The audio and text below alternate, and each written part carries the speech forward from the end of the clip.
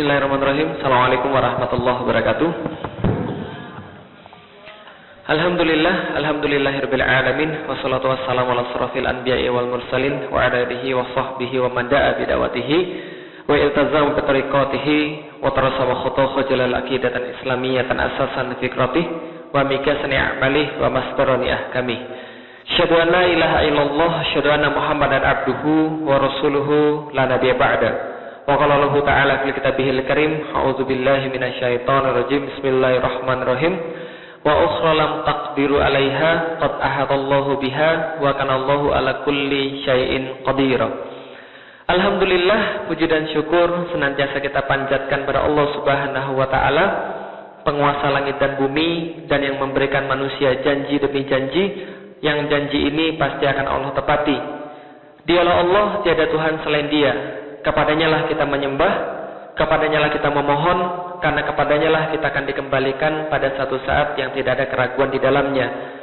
Salam dan salam semoga tercurah dan terlimpahkan kepada baginda Nabi besar Muhammad sallallahu alaihi wasallam, yang juga telah menuntun kita ke sebuah jalan yang kita yakini bahwa inilah jalan yang paling benar, karena beliaulah penghulu segala kebaikan, dan tiada yang datang daripada perbuatan beliau, perkataan beliau, dan juga diamnya beliau selain daripada kebaikan-kebaikan yang itu pasti adalah wahyu daripada Allah.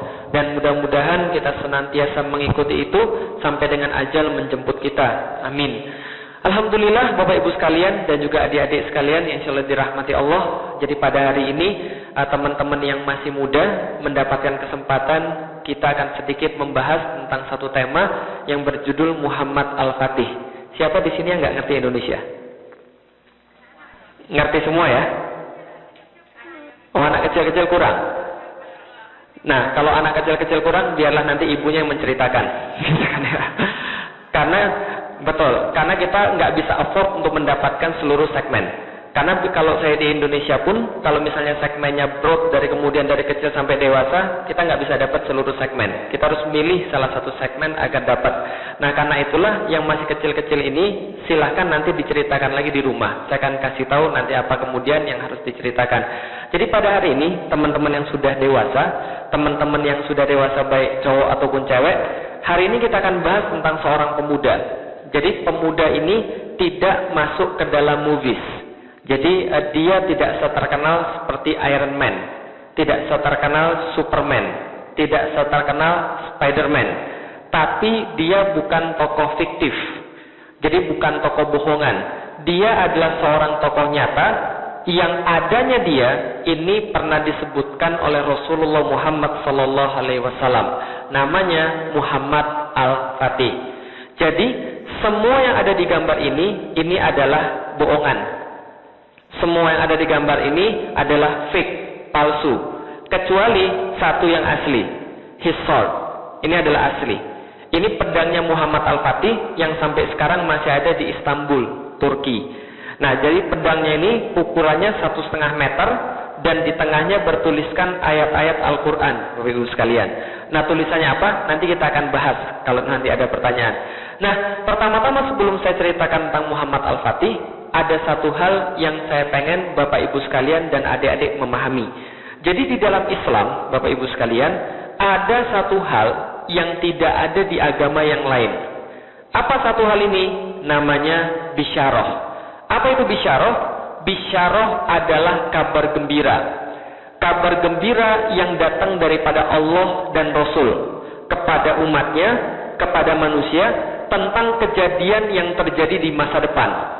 Jadi about the event that will occur in the future. Ini adalah namanya bisyarah. Tapi belum bisa dilihat oleh manusia. Kita belum bisa lihat karena itu masih di masa depan. Tapi Allah dan Rasul memberitahu kepada kita tentang itu. Maka itu jadi kabar gembira buat kita. Contoh misalnya, ketika Allah menyampaikan buat manusia tentang surga. Surga yang seluas langit dan bumi. Dan katanya di surga itu seluruhnya serba hijau.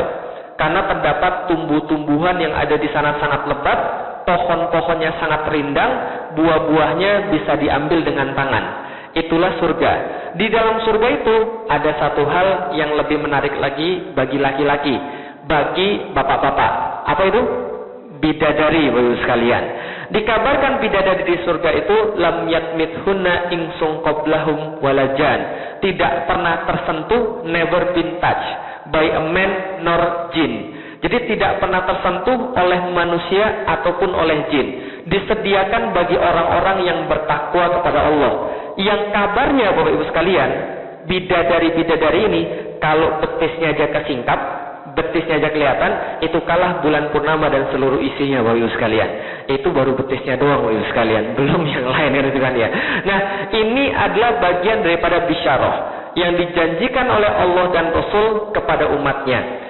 Dan kalau kita berbicara tentang bisyarah, ternyata bisyarah atau good news tadi, kabar gembira tadi, bukan hanya berkaitan dengan masalah-masalah akhirat, tapi juga berkaitan dengan masalah-masalah dunia.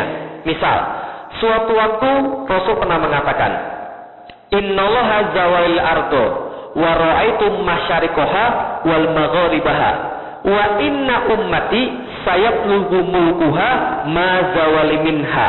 Rasul katakan begini, aku pernah diperlihatkan oleh Allah bumi yang aku lihat dari ujung timur sampai ujung barat, dan umatku kelak akan menguasai dari ujung timur sampai ujung barat.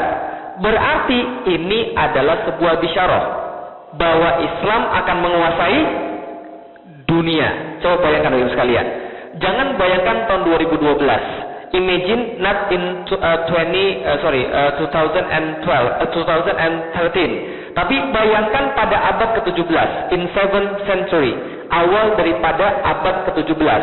Ada seorang yang tinggal di Timur Tengah, padang pasir, yang bukan siapa-siapa, tiba-tiba pagi hari dia bilang, kelak umatku akan menguasai seluruh dunia. Kalau kita hidup di zaman itu, what would we say? Kepada orang kayak tadi, gila. Lu gila lu ya? Mana otaknya? Logikanya di mana? Mana mungkin bisa menguasai seluruh dunia? Itulah yang mereka katakan to our prophet, kepada Rasul kita Muhammad.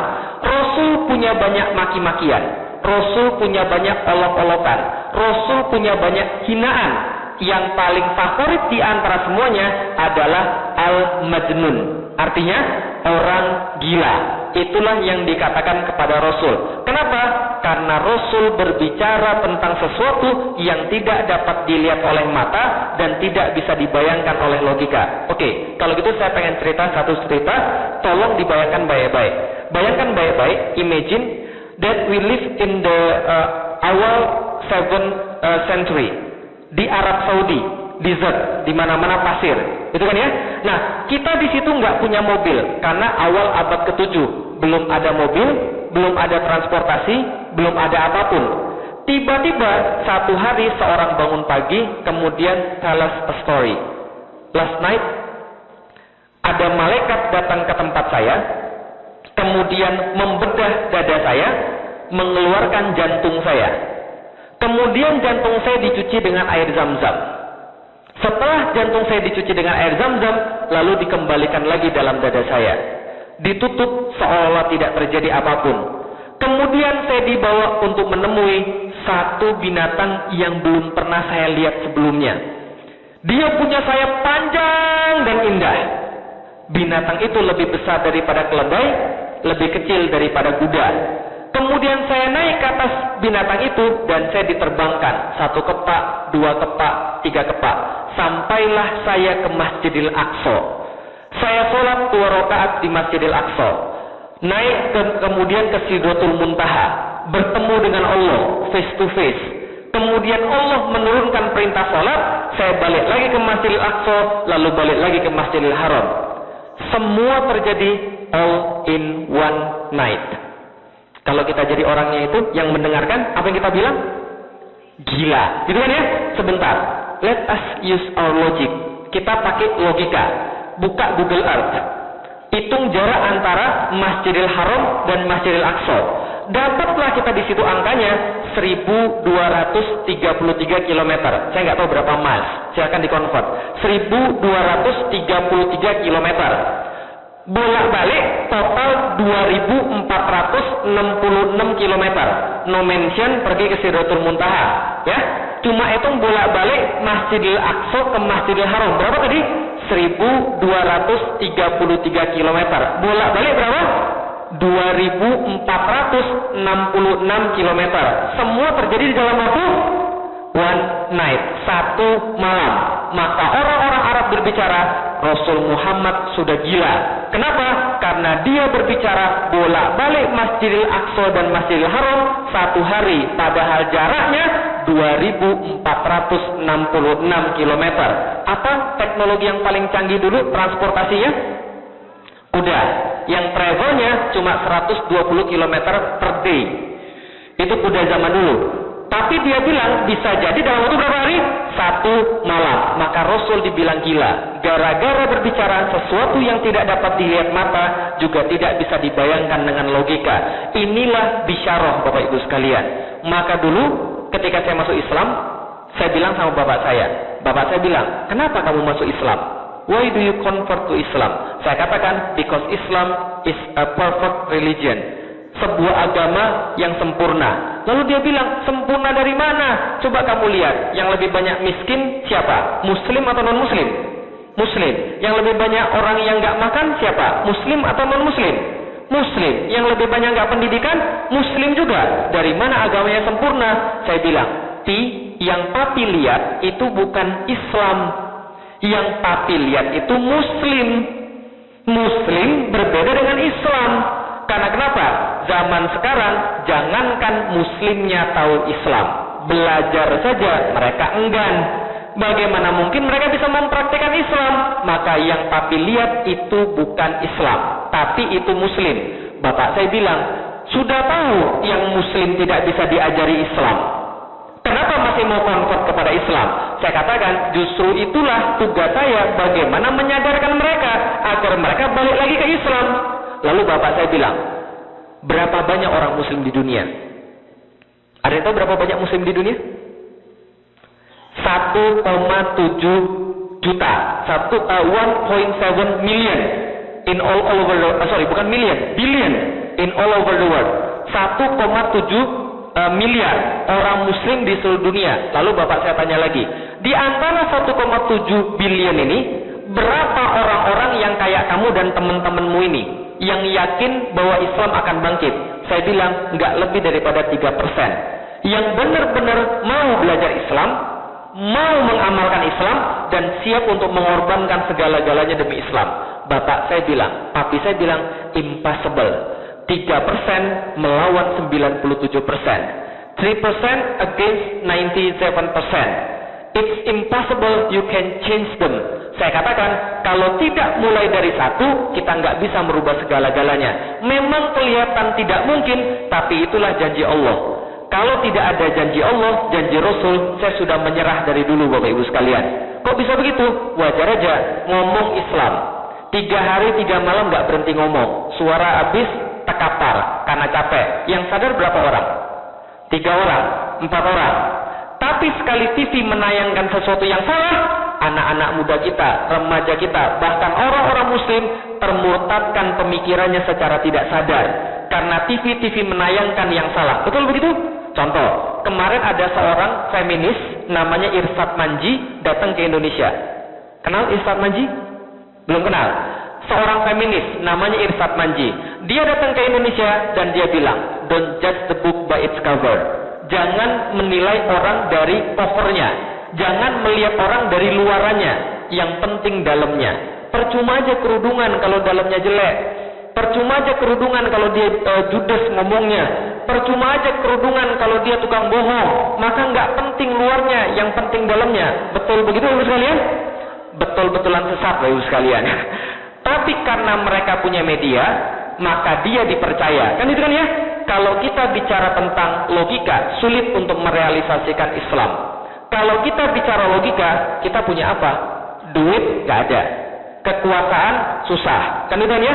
Sedangkan mereka punya duit, mereka punya kekuasaan, mereka punya media. Tapi untungnya kita punya bisyarah, karena itulah kita terus yakin. Speaking of which, tentang bisyarah, mari kemudian saya tampilkan. Ini ada sebuah gambar. Ini adalah is a map from ketika Rasul masih hidup, from the early 7th century, ketika Rasul masih hidup, inilah gambar peta dunia. Sekarang saya tanya, teman-teman yang masih muda ini, pas belajar geografi, berapa negara yang harus dihafalin? Ada berapa?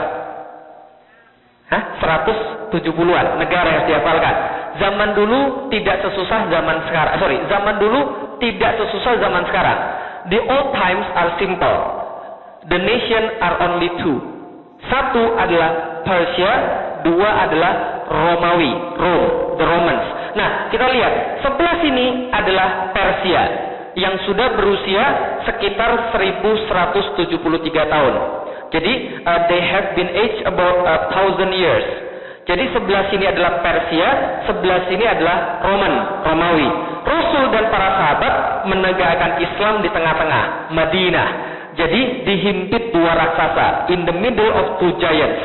In the west is Romans. Sudah ratusan tahun, 100 years. Sedangkan di sebelah east adalah Persia yang sudah berusia sekitar ribuan tahun. Rasul di sini baru usianya 0 tahun, 0. Kenapa? Karena baru menegakkan Islam di sini. Di saat Rasulullah masih hidup, in the old times, ketika ditanya pada mereka, kalau kita tanya sekarang deh, kalau sekarang, which city you want to visit the most? Sekarang, Roma. Selain Roma apa lagi? France, Paris. Terus selain Paris apa lagi? England, London. Terus selain London apa lagi? Manchester, Barcelona, Madrid. Itu mah klub bola sebenarnya.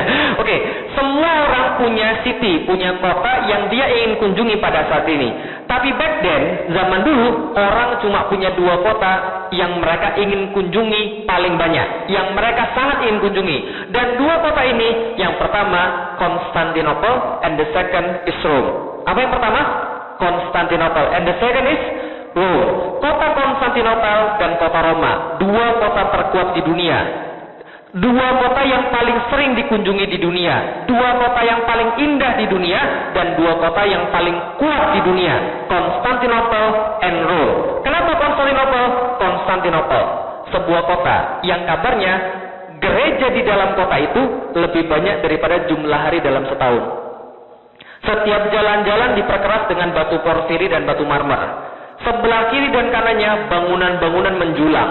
Dan yang paling hebat di antara semuanya, di tengah-tengah daripada kota itu terdapat bangunan yang paling besar di dunia.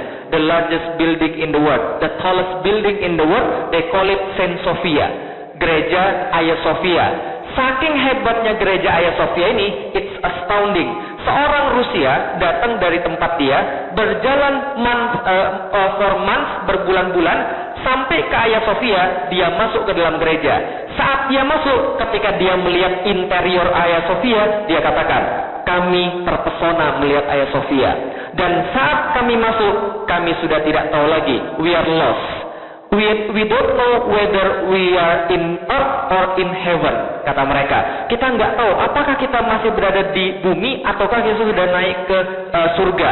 Karena saking kerennya gereja Hagia Sophia. Itu yang pertama. Yang kedua, Rome, kota Roma. Kota Roma adalah saksi sejarah Romans.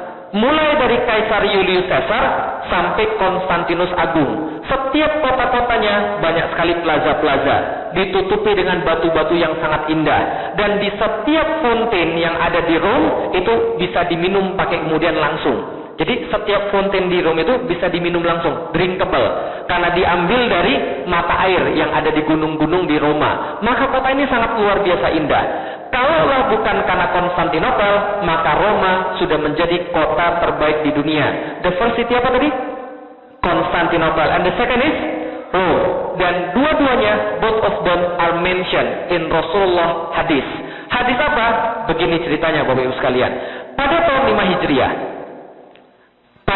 Hijriah, terdapat satu perang yang sangat luar biasa di dalam Islam, yang saya ceritakan di Jumatan kemarin. Namanya perang apa? Perang Azab. Sebuah perang yang menguji Rasulullah sangat luar biasa. Karena kenapa? Pada tahun 5 Hijriah, orang kafir, orang Quraisy, dan orang-orang Yahudi, mereka berkoalisi. Mereka bentuk satu pasukan gabungan yang pasukan ini 10.000 orang menyerang Madinah dan ingin menghancurkan Rasul dan ingin membunuh Rasulullah. Maka mereka berjalan menyerang Madinah dari sebelah utara. Maka Rasul mendapatkan informasi dari intelijennya Rasul. Siapa intelijennya Rasul? Malaikat Jibril. Maka Malaikat Jibril memberitahu Rasulullah, wahai Rasulullah, ada pasukan 10.000 orang sedang datang kemari. Menghancurkan Madinah adalah niat mereka. Maka Rasul katakan pada para sahabat, silakan hitung pasukan kita ada berapa. Maka dapat mereka angkanya, we have 3,000. Berapa? 3.000 pasukan. Sedangkan yang dilawan berapa? 10.000. Kalau pakai logika, if you use our logic, who will win? 3,000 atau 10,000? 10,000. Tapi Rasul katakan jangan menyerah. Silakan kalau ada yang punya usul. Salman Al-Farisi raised his hand. Kemudian dia katakan, Rasulullah, kami punya strategi. Back then in Persia, when we face a troops against us that have a larger number than us, we make a trench. Kita akan buat parit yang menghalangi antara kami dan mereka, sehingga mereka tidak bisa pindah ke tempat kami dan kita bisa panah mereka, supaya mereka bisa berkurang pasukannya. Dengan ini kita belum tahu kita bisa menang atau tidak, tapi setidaknya kita bisa mengurangi pasukan mereka. Maka Rasulullah setuju. Okay, we gonna make a trench. Kita akan kemudian membuat parit. Maka inilah yang terjadi. Ada yang pernah ke Madinah? Ada yang pernah umroh? Ada yang belum? Kita doakan semoga pergi ke Madinah nanti. Nah, yang pernah pergi ke Madinah pasti tahu sebelah selatan, sebelah barat dan sebelah timur Madinah semua itu adalah gunung, Bapak Ibu sekalian. Satu-satunya wilayah yang bisa dimasuki adalah wilayah bagian utara. Maka Rasul memerintahkan membuat parit, made a trench that length about 5 miles. Berapa? 5 miles. 8 kilometer. 5 mile itu kira-kira dari mana ke mana dari sini? 5 miles dari mana ke mana? Dari sini ke Hollywood, 5 miles. Nah, itu kemudian dibayangkan, mereka buat parit 5 mil dari sini ujung sini, 5 mil, dan itu bukan di tanah sini, tanahnya tanah Arab. Tahu tanah Arab itu apa? Batu pasir. Itu yang mereka buat di tanah Arab. Panasnya luar biasa, panasnya mengerikan, tapi mereka buat di sana. Panas luar biasa, 5 mil mereka buat parit, dan makanan mereka apa? Makanan mereka satu kurma dibagi bersepuluh. Jadi kita bisa lihat seperti apa tekanan para sahabat pada waktu itu. Maka wajar ada orang yang bertanya pada Rasul, Rasul, saya izinnya pulang dulu ke belakang. Nanti saya balik lagi setelah saya kasih makan istri saya. Tapi dia kabur, nggak balik lagi. Ada yang bilang, ya Rasul, saya pulang dulu sebentar. Ini anak-anak saya pada belum makan. Nanti saya balik lagi setelah saya kasih makan mereka. Mereka kabur, nggak balik lagi. Maka what left with Rasulullah is ada dua golongan, two types of men. Satu, Yahudi yang terpaksa. Siapa dia? Yahudi yang terpaksa. And the second is yang benar-benar beriman, the true believers. Siapa? Yang benar-benar beriman. Satu siapa tadi? Yahudi yang terpaksa. Yang kedua siapa tadi? Yang benar-benar beriman. Maka tatkala mereka sedang capek-capeknya, sedang lelah-lelahnya membangun parit, sedang putus-putus asanya, tiba-tiba ada yang bertanya pada Rasulullah, ya Rasulullah, besok yang akan kita taklukkan Konstantinopel atau Roma? Coba bayangkan, bingung. Oke, sekarang saya tanya, mereka lagi ada di mana sekarang? Mereka lagi ada di Madinah, gitu kan ya? Terpisah ribuan miles dari Konstantinopel dan Roma. Sahabat have never been in Constantinople or Rome. Sama sekali tidak pernah pergi ke sana. Mereka lagi ada di Madinah, lagi bangun parit berapa? 5 mile. Besok pasukan yang dihadapi berapa? 10.000 dan panas luar biasa. Satu kurma bagi berapa makanya? 10 orang. Lagi sulit di sini, besok mau dihajar 10.000 pasukan. Sedang tidak tahu apa yang mereka lakukan. Mereka sedang kesulitan, tapi ada yang nanya, besok kira-kira kita akan taklukkan yang mana? Konstantinopel atau Roma? They talk about two cities which paling kuat, yang paling hebat. Padahal mereka lagi kesulitan. Betul begitu? Nah kalau gitu kita lihat dulu sekalian. Coba kita lihat kenyataannya. Lagi susah membicarakan dua kota terhebat di dunia. Apa yang terjadi ketika itu? Yahudi yang ada di sana langsung tercengang. Hah? Apa tadi? Konstantinopel? Roma? Muslim is getting crazy. Because of the heat, gitu kan ya. Karena panas kemudian mereka, karena kurang makan mereka. Muslim sudah gila. Kita besok sudah mau mati, dihajar 10.000 orang. Mereka berbicara, which city conquered first? Konstantinopel or Rome? Mereka sudah gila. Rasul mendengarkan olok-olokan Yahudi. Rasul mendengarkan mock from Yahudi, from the Jews. Maka Rasul berbicara menjawab pada mereka dan menjawab pada orang-orang Yahudi. Kotanya Heraklius akan dikuasai duluan. Kotanya Heraklius, the city of Heraklius will be conquered first. Kota Heraklius akan dikuasai duluan. Coba kita lihat Bapak Ibu sekalian. Rasul bilang nggak begini. Udah deh, jangan mikirin yang depan, jangan mikirin yang jauh-jauh deh. Sekarang aja kita belum menang. Sekarang aja kita susah. Apa yang Rasul katakan? Tidak. Konstantinopel akan dikuasai duluan. Berarti yang mana yang akan dikuasai duluan? Konstantinopel baru Roma. Oh sorry, saya punya versi tulisan bahasa Inggris di sini. Siapa tahu bisa membantu dikit. Sebentar. Sabar ya. Allah sayang orang sabar. Nah, ini Inggrisnya Inggris survival mode. Gitu kan ya. Sebentar. Nah, ini adalah kemudian janji Rasulullah kepada kemudian para sahabat. Jadi ketika Rasulullah ditanya, which city will be conquered first? Constantinople or Rome? Then Rasulullah replied, Heraclius first. The city of Heraclius first or Constantinople? Maka pada saat itu para sahabat bergembira. Tapi apa kata Yahudi? Wajar aja muslimnya gila, bosnya juga gila. Ini kata orang Yahudi. Kenapa? Karena mereka menuduh Rasul gila. Gara-gara berbicara tentang Konstantinopel. In the time of war. In the time of sangat-sangat sulit. Kan ya. Ketika itu Rasulullah malah menjanjikan tentang kota Konstantinopel. Ceritanya selesai peperangan ini. Peperangan ini dimenangkan oleh kaum muslimin. Perang Ahzab. Yang mustahil dimenangkan, ternyata dimenangkan. Cerita selengkapnya silahkan baca di surat Al-Ahzab dari surat 1 sampai terakhir. Itu kemudian ceritanya. Setelah menang perang, Rasulullah mengeluarkan hadis yang lebih horor lagi. Verily, Constantinople shall be conquered. Akan kalian taklukkan Konstantinopel. What a wonderful leader will the leader be. Ketika itu pemimpinnya adalah pemimpin yang terbaik. Fala ni'mal amiruha, fala ni'mal jaisu zalikal jais. Dan sebaik-baik pasukan adalah pasukannya.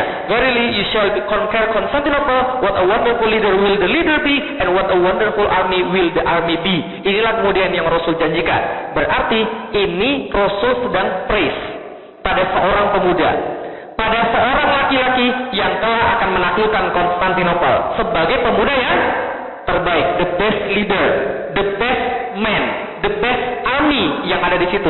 Kira-kira kalau kita ada di sana, mau nggak kita jadi orang yang dimaksud Rasulullah? Mau nggak kira-kira? Semua pasti mau. Nah makanya ketika Rasul sudah wafat, ada yang berusaha menaklukkan Konstantinopel. Namanya Abu Ayyub Al-Ansari. At that time, he was 80 years old. Berapa? 80 years old. Kenal sekarang ada kakek-kakek atau nenek-nenek 80 tahun? Kenal? Ngapain kira-kira sekarang? Duduk di kursi roda, hidup enggan, mati tak mau. Kan itu kan ya? Nah tapi di zaman waktu itu, Abu Ayyub Al-Ansari have heard that Muawiyah want to go to Constantinople to conquer Constantinople. Then he said to Muawiyah, Muawiyah, I want to go in the troops. Then Muawiyah said, no, you are old. Kamu sudah tua, nanti kamu menyusahkan kita saja. Biarkan kami yang masih muda untuk pergi ke Konstantinopel. Abu Ayyub bilang, tidak, saya mau ikut. I insist to go in the troops. Kenapa? Karena I have a promise with Rasulullah. What is the promise? No, I won't tell you. Aku nggak mau ngomong sama kamu, promise-nya apa. Tapi ternyata setelah dia dibawa, tengah jalan dia sekarat. Ketika dia dying, ketika dia sekarat, dia bilang sama Muawiyah, when I die, don't bury me in this ground, but bury me in the ground closest to Constantinople. makamkan mayat saya di tempat yang paling dekat dengan Konstantinopel. Maka mayat beliau dibawa dengan kuda oleh Muawiyah dan dimakamkan tepat di depan tembok Konstantinopel. Karena apa promesnya pada Rasulullah? Dia berjanji pada Rasulullah, dia akan mendengarkan gemerincing pedang dan derap kaki kuda pasukan penakluk Konstantinopel. Itu janji dia pada Rasulullah. Maka dia dimakamkan tepat di depan tembok Konstantinopel.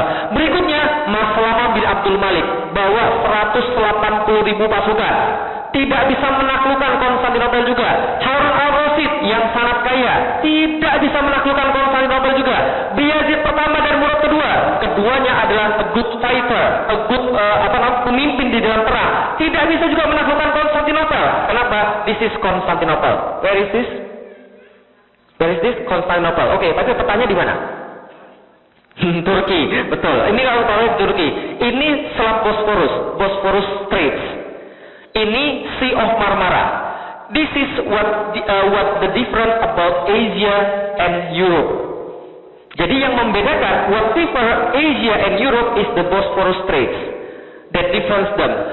In the west is Europe. In the east of Bosporus Straits is Asia. Maka ini adalah kemudian pemisah antara Asia dan Eropa. Konstantinopel terletak tepat di sini. Napoleon berkata, Konstantinopel, Konstantinopel, what a wonderful city you are. Karena kenapa? Napoleon benar berkata, kalau dunia ini ibarat sebuah negara, maka ibu kota yang paling pantas adalah Konstantinopel. Saking kerennya kota Konstantinopel. Konstantinopel, the shape of a triangle. Bentuknya seperti segitiga. Utaranya adalah laut, ini adalah Golden Horn, ini adalah selat tanduk, Bay, Golden Horn Bay. Nah, sebelahnya adalah selat Bosporus tadi, Bosporus Strait, dan di bawahnya adalah laut. Jadi bentuknya kayak segitiga. Mereka ini dikelilingi oleh laut, except wilayah bagian barat, west, yang ditutupi oleh unbreachable wall selama 1000 years. Unbreachable, nggak pernah bisa untuk dibolongi. Inilah kemudian Konstantinopel. Siapa menaklukkan Konstantinopel? Ini orangnya, namanya Muhammad II atau Muhammad As-Sani yang kita kenal nanti dengan nama Muhammad Al-Fatih, Muhammad the Conqueror. Kalau kita lihat gambarnya ini, kira-kira umurnya berapa? Kira-kira umurnya berapa? 60 salah, 60 salah, 40 salah, 70 salah, 30 salah, 30 salah. Umurnya, his age when he conquered Constantinople is 21. 21 years old. 21 years old when he conquered Constantinople. Can you imagine what we do in 21? Tapi dia menaklukkan Konstantinopel. Oke, kalau gitu, kenapa dia punya jenggot? Karena dia orang Turki, Bapak sekalian. Karena itu dia punya jenggot. Kalau orang Cina nggak punya, jadi jangan banyak tanya. Ustaz, kenapa Ustaz nggak punya jenggot? Kadang-kadang ada orang nanya begitu. Saya bilang, sabar. Ustaz kan harusnya kan ikut sunnah Nabi. Nabi kan berjenggot. Kenapa Ustaz nggak berjenggot? Saya bilang, tenang. Ustaz kan berarti nggak nurutin sunnah Nabi dong. Saya bilang, tenang. Saya masih dalam masa pertumbuhan. Paham ya sekalian? Rambut aja baru tumbuh kan gitu. Halo, Muhammad Al-Fatih. Oh enggak Ustaz, ini aja Ustaz. Kemarin ada yang bilang, pakai minyak kemiri Ustaz, diolesin biar lebih banyak jenggotnya. Saya bilang sudah saya coba. Oh nggak bisa juga Ustaz. Nggak bisa. Pakai minyak Firdaus Ustaz, olesin. Udah saya coba, saya olesin. Nggak numbuh di sini, malah numbuh di sini. Enggak. Nah, namanya siapa? Muhammad II atau Muhammad As-Sani. Dia adalah yang menaklukkan Konstantinopel. Siapa dia? He's the son of Murad II. Murad II is his father. Murad, bapaknya. Jadi Murad II is his father. Murad II pernah mau menaklukkan Konstantinopel, but he doesn't succeeded. Don't even succeeded. Nah, kemudian terjadi. Ketika bapaknya tidak mampu menaklukkan Konstantinopel, maka bapaknya membuat satu janji, membuat satu azam, membuat satu promise bahwa anaknya lah yang akan menaklukkan Konstantinopel. Dan bapaknya nggak main-main. Bapaknya serius. Apa yang dilakukan oleh bapaknya? Bapaknya menyuruh guru-guru terbaik agar mengajarkan pada anaknya. Yang pertama namanya Syekh Ahmad Al-Qurani. Sesuai dengan namanya, kita bisa lihat bahwa dia tugasnya mengajarkan Al-Quran. Dari kecil, from the early life, maka Muhammad Al-Fatih has been oleh Syekh Ahmad Al-Qurani Al-Quran. Dan dalam umur 8 tahun, dia menghafalkan Al-Quran. Berapa umurnya? 8 tahun dia menghafalkan Al-Quran. Jadi ingat Bapak Ibu sekalian, anak itu jadi apa? Itu karena bapak ibunya, bukan karena guru, bukan karena ustadz, bukan karena yang lain. 8 tahun menghafalkan Al-Quran. Yang lebih penting lagi adalah Syekh Syamsuddin yang tidak hanya mengajarkan ilmu agama, tapi mengajarkan ilmu mental. Karena ini sangat penting sekali. Bagaimana Syamsuddin mengajarkan ilmu mental? Ini paling penting Bapak Ibu sekalian, ingat baik-baik. Syamsuddin mengajarkan ilmu mental kepada Muhammad Al-Fatih dengan menceritakan sejarah, bedtime story. It's very urgent, it's very important, bedtime story. Maka yang setiap hari diceritakan pada Muhammad Al-Fatih adalah kisah-kisah kepahlawanan, heroic story about Rasulullah Muhammad SAW and his companions. Diceritakan pada kemudian Muhammad Al-Fatih setiap hari bagaimana Rasul berperang, bagaimana taktik Rasul, bagaimana strategi Rasul, bagaimana akhlak Rasul.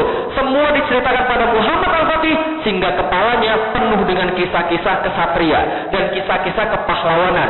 Suatu hari Syamsuddin membawa Muhammad Al-Fatih melihat Konstantinopel dari kejauhan. Kemudian berkata pada Muhammad Al-Fatih, "Do you see the city?" "Yes, Constantinople. The city that we will be conquered." Oke, kata gurunya. Selain itu apa lagi? Muhammad Al-Fatih menjawab, kota yang akan kita taklukkan. Selain itu apa lagi? Kota yang akan kita taklukkan. Tidak, katanya Syamsuddin. Ketahuilah, kota itu sudah pernah didatangi oleh bapakmu. Tapi dia tidak bisa menaklukkan Konstantinopel. Kota itu sudah didatangi oleh kakekmu. Dan dia tidak bisa menaklukkan Konstantinopel. Kota itu sudah pernah didatangi oleh buyutmu dan dia tidak bisa menaklukkan Konstantinopel. Anak-anakmu nanti akan datang ke kota yang sama dan mereka tidak bisa menaklukkan Konstantinopel. Cucu-cucumu akan datang ke sana dan mereka tidak bisa menaklukkan Konstantinopel. Siapa yang bisa? Karena menurut saya, orang yang menaklukkan Konstantinopel dan yang menjadi pemimpin terbaik ada di depan mata saya. Engkaulah Muhammad, sang penakluk Konstantinopel. Mulai dari saat itu, dia menambah satu keyakinan dalam kepala dia. Saya adalah Muhammad, penakluk Konstantinopel. Itu yang kemudian dia yakini. Dan ini penting Bapak sekalian. Coba kita lihat, kenapa cerita-cerita herois sangat berpengaruh pada kita. Coba kita lihat Bapak sekalian. Kalau kita zaman dulu di Indonesia, yang diceritain pada kita, apa ceritanya? Apa ceritanya? Kancil mencuri timun. Wajar, gedenya jadi koruptor. Karena cerita kancil mencuri timun. Pernah dengar cerita tentang orang ngintip bidadari mandi? Terus kemudian maling selendangnya? Gitu kan ya? Kemudian bidadarinya nggak bisa terbang. Dia nikah sama bidadari. Akhirnya dalam pikirannya apa? Oh, maling nikah sama bidadari. It's a good thing. Kan itu kan ya? Bagus kalau begitu kan ya? Nah ini kemudian yang kita dengar. Masalahnya adalah orang-orang banyak cerita tentang yang salah. Contoh lagi, kancil versus kura-kura. Tanding lari. Siapa yang menang? Kura-kura. Muncul dari situ. Alon-alon asal kelakon. Slow but sure. Kan itu kan ya? Masalahnya orang Indonesia ingatannya terbatas. Ingatnya lambat doang. Selamatnya enggak. Kan itu kan ya? Makanya enggak jadi yang bagus Bapak sekalian. Coba kita lihat sekarang. Anak-anak ini ada yang hobi nonton SpongeBob? Ada yang hobi nonton SpongeBob? SpongeBob SquarePants? Ada yang hobi? Saya kasih tahu Bapak sekalian, ada sebuah penelitian yang nonton SpongeBob SquarePants satu episode otaknya turun 14%. Berapa? Decrease 14%. Otaknya turun. Kenapa? Karena tayangan-tayangan tidak mendidik. Gitu kan ya? Itu baru SpongeBob SquarePants. Belum kemudian film porno. Lebih parah lagi. Dan sekarang itu terjadi pada anak-anak kita semua. Kita biasa nonton-nonton yang salah. Kita nggak pernah kasih tahu mereka tentang kisah Rasulullah. Kita nggak pernah kasih tahu mereka tentang kisah-kisah kepahlawanan. There is a research in British, kira-kira tahun 1900 di England, di London, ada seorang anak kindergarten dibagi dua kelasnya. Kelas yang satu dan kelas yang lain. Diadakan sebuah penelitian. Diceritakan tentang kisah yang paling terkenal di Inggris. Tahu kisah apa yang paling terkenal di Inggris? Knight versus Dragon, kan ya? Jadi satria melawan naga untuk menyelamatkan princess, tuan putri. Ternyata diceritakan pada satu kelas, pas kelas tengah diceritakan, ini kesatrianya yang melawan naga. Tapi ketika dia sudah melawan dengan sepenuh hati, tangannya patah, kemudian pedangnya patah, dia mundur ke belakang. Dia nggak mau lagi melawan melawan naga. Dia kemudian desersi, mundur, takut. Nah, satu lagi diceritakan, pedangnya patah, tangannya patah, kakinya patah, tapi dia berusaha sampai dia berhasil membunuh naga dan pulang bawa princess. Kira-kira apa yang terjadi kemudian? 20 tahun kemudian, 20 years later, yang diceritain yang kesatrianya kabur, itu orangnya jadi nggak punya rasa keberanian, nggak punya rasa ingin mencoba, curiosity, nggak tough, kan itu ya. Sedangkan yang diceritakan yang sampai berusaha sampai membunuh naga, orangnya tough, tidak mudah menyerah, dia selalu kreatif. Itu bedanya, karena cerita bedtime story. Jadi itu penting banget itu, hati-hati, harus sering diceritakan. Maka ibu dan bapaknya juga harus tahu kisah Rasul, harus tahu kisah sahabat, harus tahu kisah orang-orang hebat di dalam Islam. Lah bagaimana anaknya bisa tahu, padahal mereka nggak bisa kemudian menceritakan. Bisa dipahami maksudnya Bapak sekalian? Oke, kita balik lagi pada Muhammad Al-Fatih. Maka Muhammad Al-Fatih yakin, oke, Constantinople will be conquered in my hands, di tangan saya. Maka sejak itu dia berusaha memantaskan diri untuk menaklukkan Konstantinopel. Apa yang dia lakukan? Ini yang dia lakukan. Dari semenjak kemudian dia sudah meyakini itu, dia master 8 bahasa. Ketika berumur 16 tahun.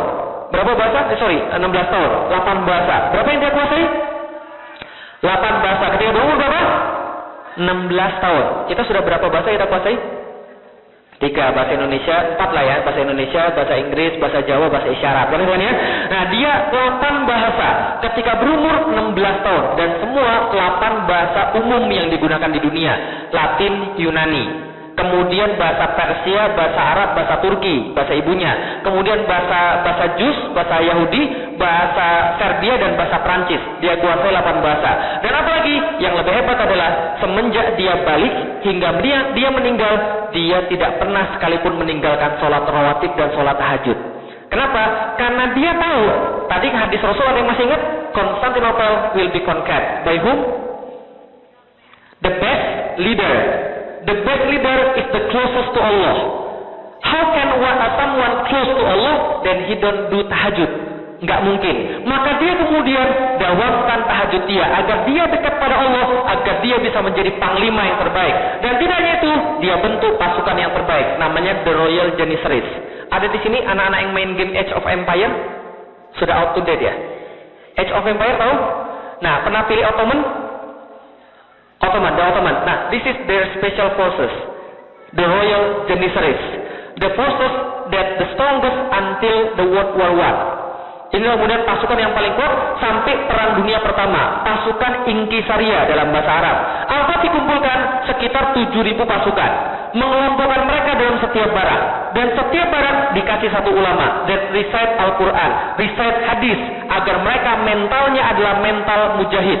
Maka orang-orang di situ tujuan tertingginya adalah satu, bagaimana caranya menjadi orang yang bisa berjuang di jalan Allah dan kalau bisa mati di jalan Allah. Ini adalah pasukan Inkisaria dan dia juga bentuk namanya benteng Rumeli Hisar. Benteng apa ini? Oke, back to the map. Di mana ini? Di mana ini? Turki. Lebih tepatnya di mana? Selat Bosphorus. Muhammad Al-Fatih had said to his troops, if we serious want to conquer Constantinople, we have to block the straits. Because of what? When we not blocking the straits, ada bala tentara, ada bala bantuan yang datang dari sini dan membantu kota di bawah. Ini kotanya, shaped like a triangle.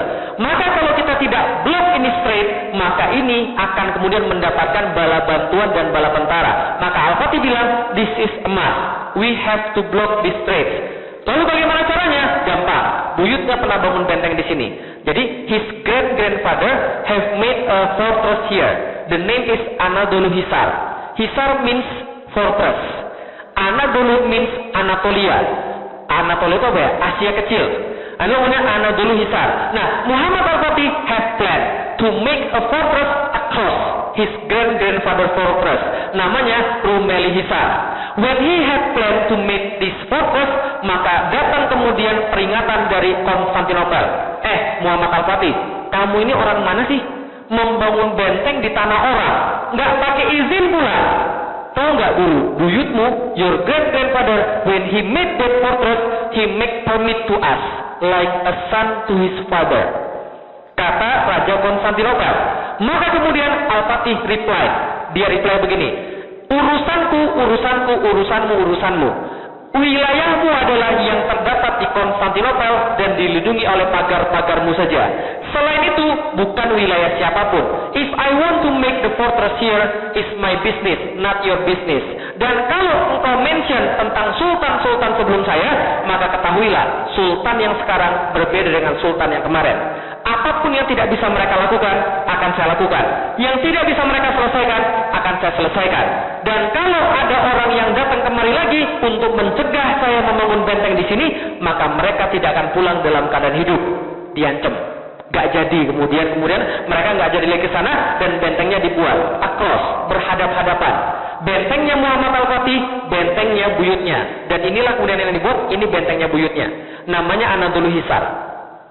Tingginya sekitar 82 feet tinggi. Ini mobil bila dibandingkan dengan bentengnya. Gede nggak?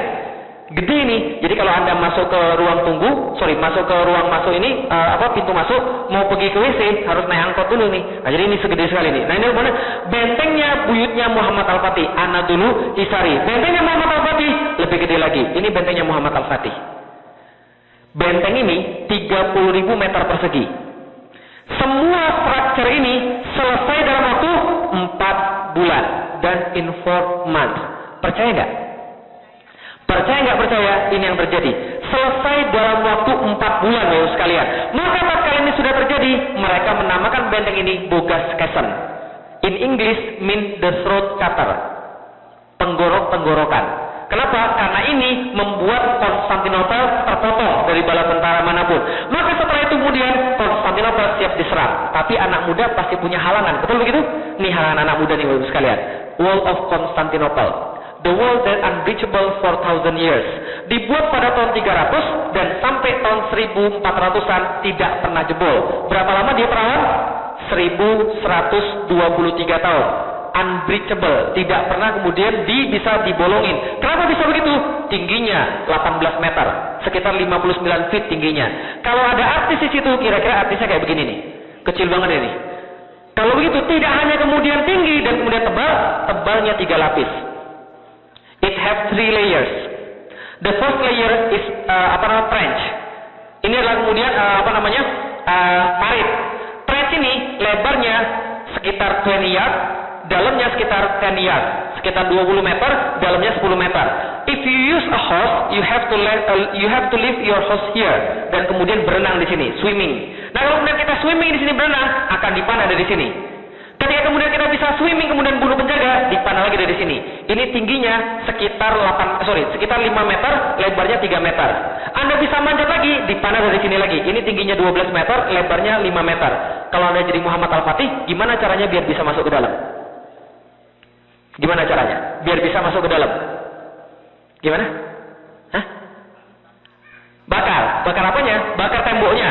Ini 3 meter tebalnya sama 5 meter. Gimana bisa dibakar? Gimana caranya? Dekat tunnel. Oke. Kita lewat pakai tunnel ke bawah. Setuju begitu? Oke. Sudah ada yang sudah pernah coba dekat tunnel dan ternyata mereka berharap bisa muncul di sini. Ternyata orang Konstantinopel is smarter. Mereka pasang di sini baskom. Apa bahasa Inggrisnya baskom? Hah? Bol itu kan mangkok. Oh ya. Mereka pasang, ya itulah. Pokoknya mereka pasang ember, baskom, apalah pun namanya. Mereka pasang baskom di situ dan mereka isi air. Setiap 1 meter 1 baskom. Jadi kalau ada yang digging tunnel di bawah, airnya akan bergetar, shaking. Dia tahu siapa yang gali dan akan muncul di mana. They dig the counter attack tunnel, disiram ter, dibakar di bawah hidup-hidup. Not a good idea. Ada ide yang lain? Ada ide yang lain? Gimana lagi kira-kira? Terbang. Belum ada pesawat Bapak Ibu sekalian. Terus gimana lagi kira-kira? Kita sogok aja penjaga pintunya. Emang Indonesia Bapak Ibu sekalian? Gak bisa Bapak Ibu sekalian. Nah, Muhammad Al-Fatih tahu, if he use the old ways, maka dia tidak akan pernah bisa menembus Konstantinopel. Maka dia berkata, kita harus punya cara baru. Tapi bagaimana caranya? Dia nggak tahu. Yang dia tahu, dia bertawakal pada Allah. Wa ma yattaqillah yaj'allahu makhrajan. Siapa yang yakin pada Allah, Allah akan kasih jalan keluar. Maka betul, pucuk dicinta, ulam tiba. Bahasa Inggrisnya apa tuh? Gak ada kan ya? Pucuk dicinta, ulam tiba. Suatu hari ada seorang seniman senjata datang ke negeri Konstantinopel. datang ke negeri Konstantinopel, dia menawarkan rancangan senjata buat Kaisar Konstantinopel karena satu akidah. Maka dia bilang, bos, gue punya senjata nih bos, mau bikin nggak bos? Kaisar melihat lalu bilang, bagus juga senjata lo, berapa bikinnya? Bikinnya segini, materialnya ini, kalau mau kita bikin sekarang juga. Sorry pak, kita pengen banget bikin senjata Anda, tapi kita lagi tidak punya duit. Kita nggak punya uang. Kamu tunggu aja di sini. Nanti kalau kami sudah punya uang, kami bikin senjata Anda. Tapi pembuat senjata si Orban nunggu di situ selama 1 tahun dan dia nggak dapat kemudian ingin membuat senjatanya. Kaisar belum bikin juga. Akhirnya dia pergi ke tempat orang yang punya duit. Dia pergi ke tempat Muhammad Al-Fatih. Kemudian dia bilang yang sama, bos, gue punya senjata nih bos, mau bikin nggak senjatanya? Muhammad Al-Fatih langsung bisa begini, can you make a weapon that can throw a projectile as big as this? Pakai tangannya, can you make a weapon that can throw a projectile as big as this? Pakai tangannya. Kemudian Orban menjadi curiga dan dia bertanya, apakah engkau berniat ingin menghancurkan tembok Konstantinopel? Karena Orban berpikir, if there is a weapon that can throw a projectile as big as his hand, maka tembok Konstantinopel will be useless. Maka kemudian Al-Fatih menjawab, kalau iya, kenapa?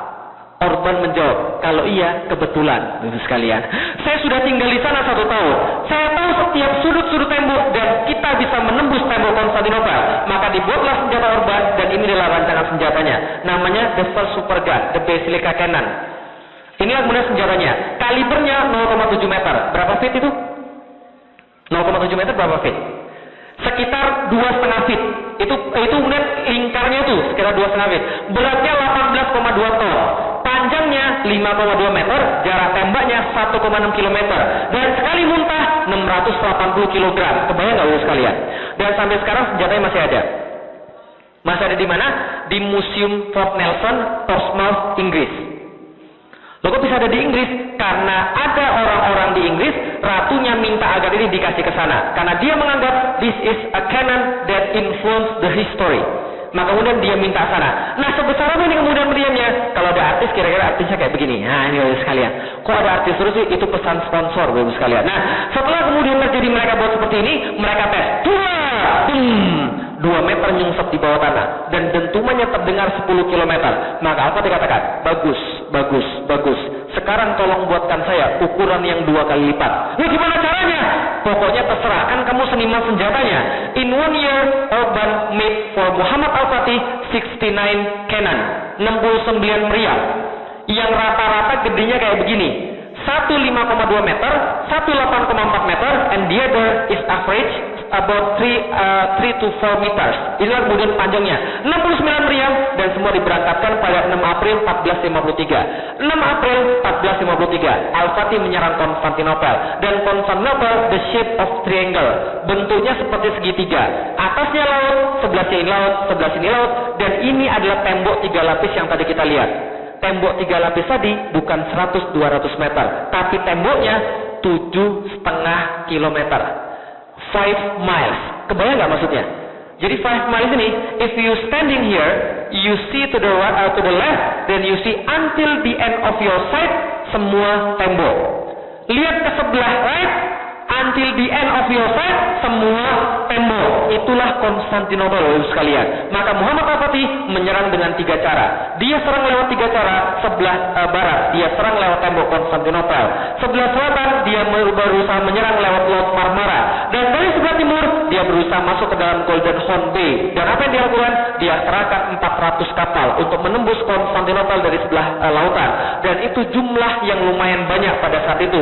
Dari sebelah timur, dia kerahkan beberapa kapal-kapal kecil untuk menembus Konstantinopel. Dan dari kemudian sebelah barat, total 250.000 pasukan berjalan dari Adrianopel menuju Konstantinopel dalam jangka waktu 2 bulan dan sampai di depan Konstantinopel pada tanggal 5 April 1453. Berapa? 5 April 1453. Maka tatkala mereka kemudian berjalan, mereka cerita, when we walk in the daylight, maka matahari tidak bisa sampai ke dalam kaki kami karena tertutup oleh tombak-tombak kami yang ribuan. Dan ketika malam hari, maka kami tidak bisa melihat bumi karena tertutup oleh kemah-kemah kami. Itu kata pasukan mereka. Setelah mereka sampai ke depan Konstantinopel, orang Konstantinopel giliran menceritakan, we see the Muslims. Kita melihat Muslim spread across us, mendatangi kami like a river of steel, seperti sungai dari besi, karena baju mereka memancarkan cahaya matahari dan meliputi kami, spread to us from shore to shore, dari pantai sampai ke pantai. Maksudnya apa nih? Dari pantai sampai ke pantai, semuanya Muslim, Bapak sekalian. Bisa kebayang nggak? Luar biasa ya. Nah, pada tahun 1453, Muhammad Al-Fatih majuin kemudian ke Konstantinopel. Dia diskusi dengan pemilik Konstantinopel dan mengatakan, serahkan kota kepada kami, surrender the city, and all will be guaranteed. Tidak ada kemudian yang dibunuh, tidak ada yang akan kemudian dirampok, tapi serahkan kota kepada kami secara damai. Maka rajanya berkata, lebih baik kami mati. Kemudian Al-Fatih berkata, so be it. Kalau begitu biarlah terjadi. Tanggal 6 April 1453, Al-Fatih membariskan pasukannya 1,5 kilometer daripada tembok kota. Cukup jauh untuk dipanah, tapi cukup dekat untuk disaksikan setiap pasang mata di Konstantinopel. Maka pada saat itu juga dia melakukan sebuah pertunjukan keimanan. Pada tanggal 6 April 1453, bertepatan dengan hari Jumat, mereka melakukan sholat Jumat di depan tembok Konstantinopel. Sebagaimana Rasulullah tatkala masih hidup, dia selalu memulai peperangan ketika hari Jumat. Tahu kenapa? Karena setiap hari Jumat kaum muslimin berkumpul dan berdoa, maka mereka mendoakan pasukan yang ada di depan. Dan karena itu Allah pasti menurunkan pertolongan. 6 April pasukan kemudian menyerang lewat 3 arah. Yang menang siapa Bapak sekalian? Muhammad Al-Fatih atau Konstantinopel? Muhammad Al-Fatih atau Konstantinopel yang menang? Konstantinopel, betul. Konstantinopel menang total. Apa yang terjadi? Pasukan Muhammad Al-Fatih kalah total. 400 kapal hancur dengan hanya 27 kapal. Dengan apa yang kemudian mereka mulai menyerang dari sebelah timur, dipasang rantai segede kingkong sehingga kapal-kapal nggak ada yang bisa masuk.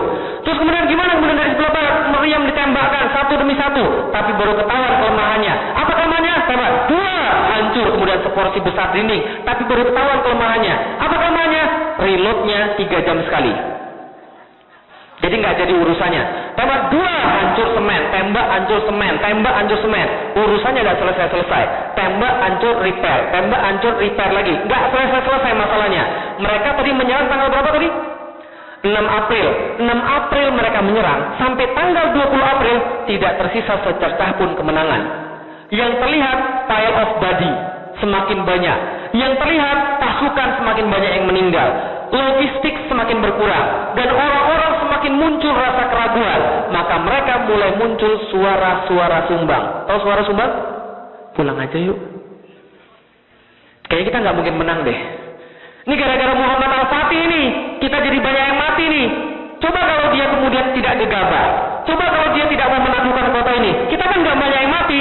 Al-Fatih tahu pasukannya kemudian moralnya down. Dia kumpulkan seluruh komandan-komandan, kemudian dia bilang, "Okay, say something to me. Are we continue our fight or we flee?" Kemudian kita pulang. Kemudian para pasukan berkata, diam semuanya, nggak ada yang berani berkata. Satu doang yang ngomong, gini, Muhammad Al-Fatih orangnya jenggotnya panjang, sudah putih semua, rambutnya juga sudah putih semua karena dia sudah paling senior. Dia bilang begini, "Gini, saya punya usul. Saya adalah penasihat dari zaman bapakmu. Betul begitu? Ya. Kalau begitu, saya menyaksikan kamu dari kecil tumbuh menjadi dewasa. Betul begitu? Ya. Maka dengarkan kata-kata saya. Saya menyaksikan engkau tumbuh menjadi seorang manusia yang luar biasa hebat. Engkau panglima terkuat muslim sampai dengan sekarang. Engkau tidak ada yang menyaingi. Engkau paling hebat di antara kami. Engkau adalah pemimpin masa depan umat muslim. Karena itu saya melihat bahwa pada kali ini pasukan kita sudah banyak mati. Sebelum pasukan kita habis, kita pulang aja dulu ke rumah." Muhammad Al-Fatih nggak setuju. Tapi sebelum orang tadi selesai ngomong, meja dibanting. Seorang mualaf namanya Zagonos Pasa. Dia mengatakan, "Jangan dengarkan kata-kata dia. Sedangkan dia ingin memadamkan semangat dalam diri kita. Sesungguhnya kita datang kemari, saya perlu ingatkan, bukan untuk kembali, tapi untuk mati di sini. Tapi kalau dia bilang tentang orang-orang yang mati, kita menuju mati syahid. Itu keinginan kita. Maka kalau dia berbicara tentang kemudian penaklukan, saya beritahu, Alexander the Great datang ke negeri timur, membawa setengah jumlah pasukan daripada jumlah pasukan kita, dan dia menaklukkan sebagian besar daripada dunia timur. Kita bawa pasukan 2 kali lipat, twice as much. Tapi kita, masa kita kalah di bawah tembok-tembok ini? Saya tidak terima. Maka kita tidak bisa melakukan kecuali meningkatkan tekanan kencangkan dan tingkatkan serangan pada mereka. Lanjut atau tidak perangnya? Oke, saya minta sedikit waktu ya. Sudah jam 8 saya. Oke, mereka lanjut perangnya dan kita pun lanjut. Oke, kalau gitu mereka bilang, kita sekarang menyerang mereka lewat 3 arah. Dari selatan kita serang lewat lautan. Dari sebelah timur kita serang lewat lautan. Dari sebelah barat kita serang lewat barat. Tapi semuanya gagal. All of them fail. Lalu gimana caranya? Ada satu penasihat bilang begini, gini Pak, kenapa we fail in the west? Karena setiap ada kerusakan, they repair it. Setiap ada kerusakan, they repair it. Karena the most of them, the defense force is concentrated in the west. Karena itulah ketika ada kerusakan, mereka repair lagi. Tapi there is no troops in here, there is no forces defensive force in here. Kenapa? Mereka pasang rantai segede kingkong di sini. Kapal-kapal can go in. Jadi mereka tidak bisa menyerang lewat utara. Maka penasihatnya bilang, if our troops can go in, we can attack from the north, then the defensive force that concentrated in the west will be divided into the north. Paham maksudnya?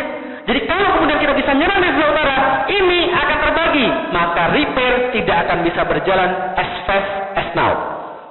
Itu cara satu-satunya. Tapi masalahnya apa tadi? Rantai segede kingkong. Lalu gimana caranya? Semua berusul. Gimana caranya kalau ada ini rantai segede kingkong? Gimana caranya supaya bisa masuk? Gimana caranya? Fly. Belum ada pesawat. Gimana caranya? Potong. Rantai segede-gede begini sekalian. Itu rantai kapal itu. Nggak bisa nyelam. Namanya lumba-lumba. Nggak bisa. Terus gimana lagi kira-kira? Tabrak pakai kapal. Kapalnya karam. Terus gimana caranya? Semua pasukan putus asa. Stalemate. Jalan buntu. Al-Fatih katakan pada mereka, tenang. Jangan merasa menyerah. Kita ini adalah pasukan paling kuat. Karena kita beriman pada Allah. Saya sudah memikirkan ini dari semalam. Dan saya punya solusinya. Gimana solusinya? Ini solusinya. Al-Fatih berkata, kita kan punya kapal. Kapal kita ini, let's park our ship in the Galata.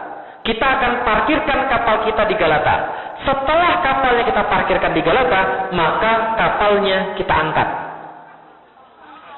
Setelah kita angkat, kita balikin lagi. Sekarang kapal kita sudah di lautan kan? Pasukannya berkata, betul juga ya. Kenapa kita nggak kepikir dari tadi ya? Tapi mohon maaf Sultan, apakah Sultan lupa kalau Galata ini sebuah bukit? Al-Fatih katakan, saya tahu itu adalah sebuah bukit. Tapi kalau kita tidak pernah membayangkan, if we can imagine that we can across our ship into the Galata, then nor the Constantinople. Orang Konstantinopel juga tidak akan mampu membayangkan. Maka ini adalah strategi sempurna. Ingat Rasulullah. Rasul selalu melakukan unexpectable, surprise attack. Maka ini adalah satu-satunya yang harus kita lakukan. Maka pada tanggal 21 April 1453 disepakati kapal-kapal akan dipindahkan melalui Bukit Galata. Dan esoknya apa yang terjadi? Esoknya suatu kemustahilan berubah menjadi sebuah keajaiban strategi perang. 72 kapal pindah dari Selat Bosforus kepada Selat Tanduk dalam waktu 1 malam. Berapa kapal pindah? 72 kapal perang pindah dari Selat Bosforus kepada Selat Tanduk dalam waktu just one night, 1 malam. Berapa kapal pindah? 72 kapal. Tanggal 22 April 1453. Maka orang-orang Konstantinopel naik ke atas menara. Mereka melihat ke atas Bukit Galata. Yang mereka saksikan adalah apa? Horor. Bendera la ilaha illallah Muhammad Rasulullah berkibar di atas Bukit Galata. Tatkala mereka saksikan ke bawah, yang mereka lihat adalah pemandangan yang merenggut nyali mereka semuanya.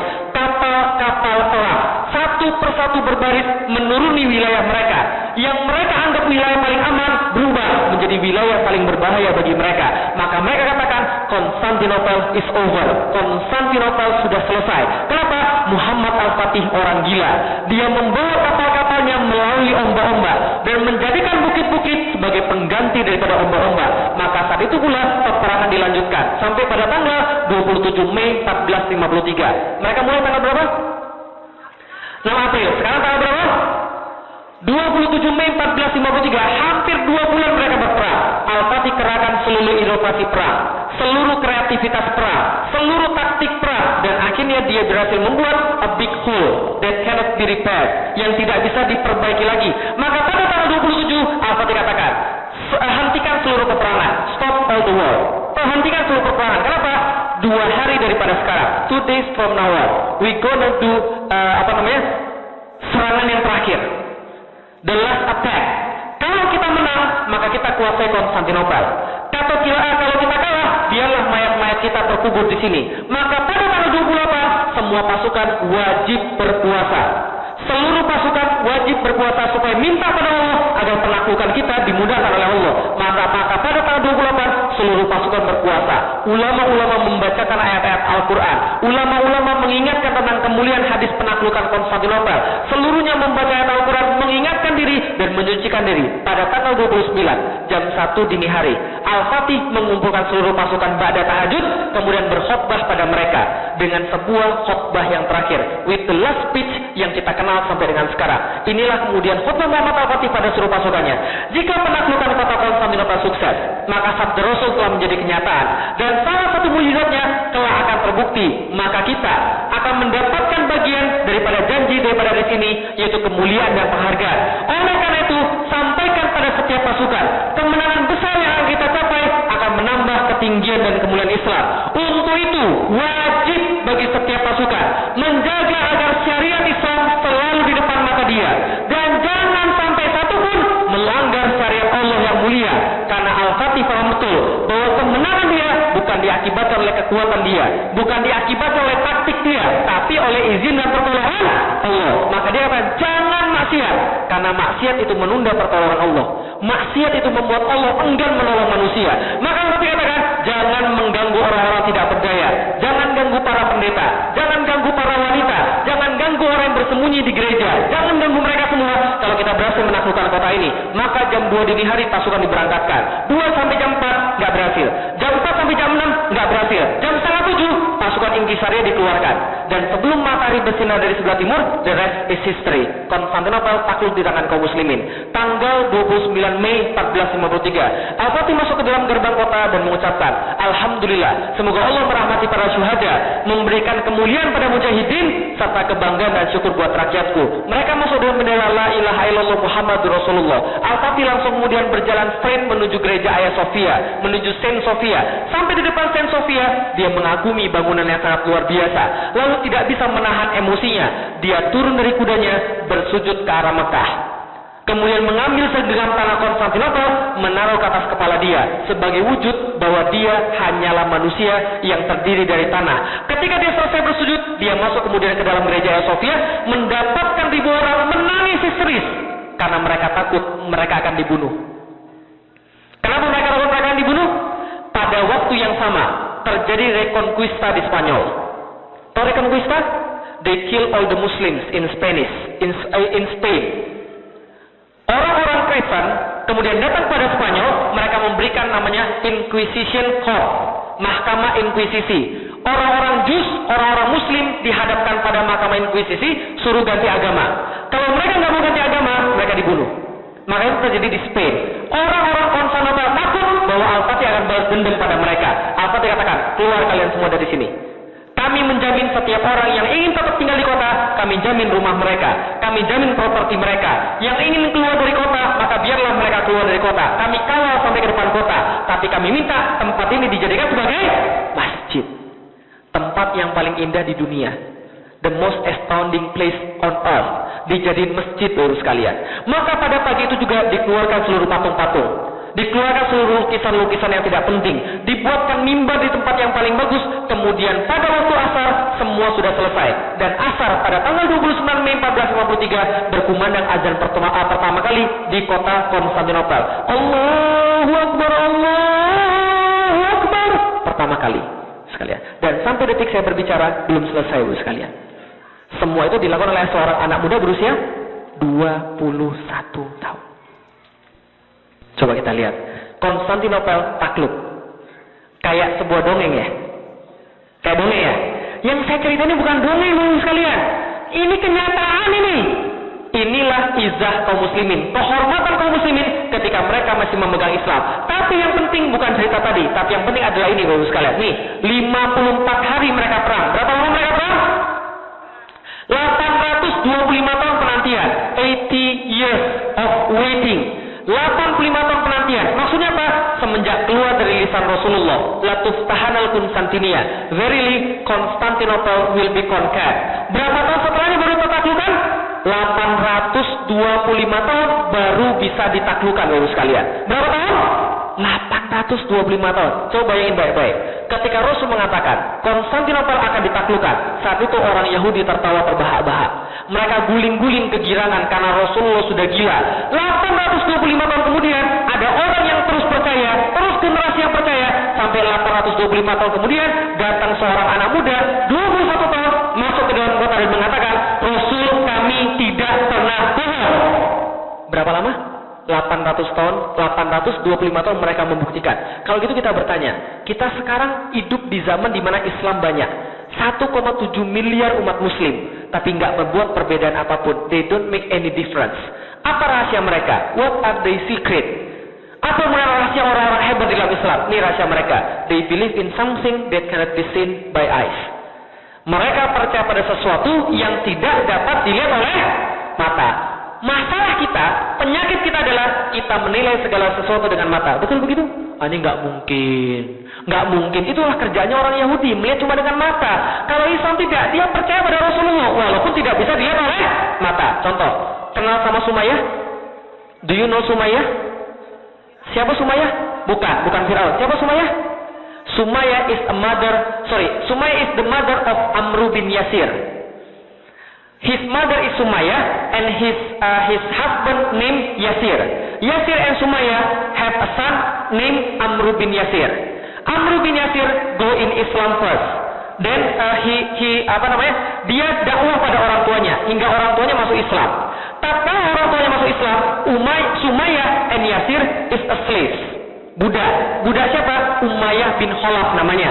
Tatkala Umayyah bin Khalaf found out bahwa Yasir dan Sumayyah convert to Islam, maka mereka kemudian ditarik di tengah lapangan dan mereka disiksa. They have been tortured. Amr bin Yasir is tied, diikat menyaksikan dua orang tuanya disiksa di depan mata dia. Yasir disiksa dengan cara apa? They tied him to a horse in right hand and they tied him to a horse in left hand, and the horse is jalan di tempat yang berbeda, maka terbelah ke tengah-tengah. Ibunya Sumayyah disiksa terlebih dahulu dengan cara apa?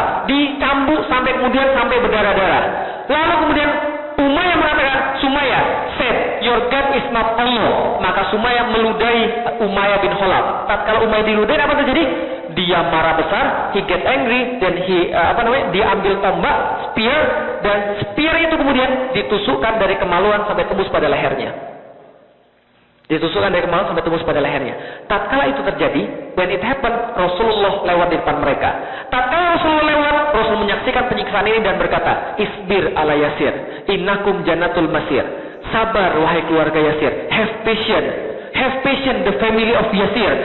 Bagi kalian sudah disediakan surganya Allah. Tatkala Sumayyah disiksa seperti itu, tembus dari kemaluan sampai lehernya, apa kata Sumayyah? Ya Rasulullah, surganya sudah di depan mata saya ini.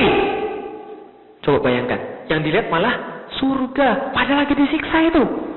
Artinya adalah apa? Artinya adalah dia lagi disiksa, tapi yang dia lihat justru surga.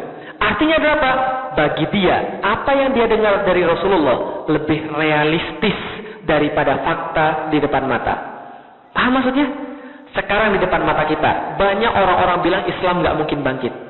Islam terpuruk di mana-mana. Tapi yakin Islam akan bangkit lagi? Yakin? Oke, kalau gitu saya pengen cerita yang terakhir sebelum kita sholat maghrib, Bapak sekalian. Nih saya pengen cerita sedikit, Bapak sekalian. Nih, 21 tahun menaklukkan Konstantinopel. Muhammad Al-Fatih. One man made a great difference. Satu orang membuat perbedaan yang sangat luar biasa. Tapi dari sini saya tulis 23 tahun. Kenapa? When I convert to Islam, I was 18. Saya 18 tahun ketika saya convert di dalam Islam. Dan saya mendengar cerita ini dari ustadz saya, nama ustadz saya Muhammad Fatih Karim. Ustadz saya Muhammad Fatih Karim, my teacher was named Muhammad Fatih Karim. He told me about Muhammad Al-Fatih. And he told me Muhammad Al-Fatih conquering Constantinople when he 23 years old. When I do some research, it's not 23 years old, but 21 years old. So, back then, I believe Muhammad Al-Fatih conquer Constantinople in 23 years old. Tapi, pada waktu itu saya bilang pada ustaz saya, Kang, kalau begitu nama Islam saya Muhammad Al-Fatih. When I convert to Islam, my Islamic name is Muhammad Al-Fatih. Because of what? There is one city have not been conquered. Kota apa itu? Roma. Yakin nggak Roma akan takluk? Oh ini mualaf gila ini. Biarin. Saya sudah biasa bilang orang gila, Bapak sekalian. Rasul dibilang gila, sahabat dibilang gila. Tambah satu nggak ada masalah. Paham Bapak sekalian? Maka kemudian saya katakan, 23 tahun saya akan menaklukkan kota Roma. I will be the one who conquer Rome. 5 tahun berselang, 5 years later, I have not been go to Rome. Pergi aja belum, Bapak sekalian. Bagaimana bisa menaklukkan? Maka tapi saya pernah nggak jadi menaklukkan Roma, tapi saya menaklukkan satu orang perempuan. Nah, gitu kan ya. Jadi istri. Then I got a wife. I have married. Nah, setelah kemudian saya married, saya kemudian punya istri, saya bilang pada istri saya, Dek, kalau begitu mungkin kita bukan yang menaklukkan Roma, tapi anak-anak kita yang insya Allah menaklukkan Roma. Maka istri saya bilang, oke, kalau begitu. Dan saya bilang sama istri saya, kalau begitu kalau kita punya anak, kita namain dia Muhammad Al-Fatih, supaya dia menaklukkan kota Roma. Ternyata lahir, alhamdulillah, 2008 anak pertama, perempuan. Dokter, kan ya. Saya nggak bisa namain dia Muhammad Al-Fatih, kita kasih nama yang lain. 2010, alhamdulillah, Hasan, anak laki-laki. Saya dapat anak laki-laki. Saya mau kasih dia nama, I want to name him Muhammad Al-Fatih, after Muhammad Al-Fatih who conquered Constantinople. Ternyata di masa itu, all of my friends have son, they name it Muhammad Al-Fatih. Because they have read about Muhammad Al-Fatih. I tell them the story about Muhammad Al-Fatih. All my friends have their son named Muhammad Al-Fatih. Dan macam-macam. Ustadz saya namanya Muhammad Fatih Karim. Tahu anaknya nama siapa? Nama anaknya Muhammad Fatih Alif. Saya tanya, lah kenapa Muhammad Fatih Alif? Dia bilang, Alif itu adalah yang pertama. Berarti dia duluan, yang lain belakangan. Ketika saya mau kasih nama Muhammad Al-Fatih, saya nggak jadi. Akhirnya saya kasih nama, saya bilang, Dek, nama anak kita yang lain saja. Jangan Muhammad Al-Fatih lagi. Kita harus kasih yang berbeda di antara yang lain. Akhirnya saya kasih nama anak saya siapa? Saya kasih nama anak saya Sifar Muhammad Al-Fatih 1453. Sifar means cipher, 0, Muhammad Al-Fatih 1453. Ada angkanya? Yes, ada angkanya.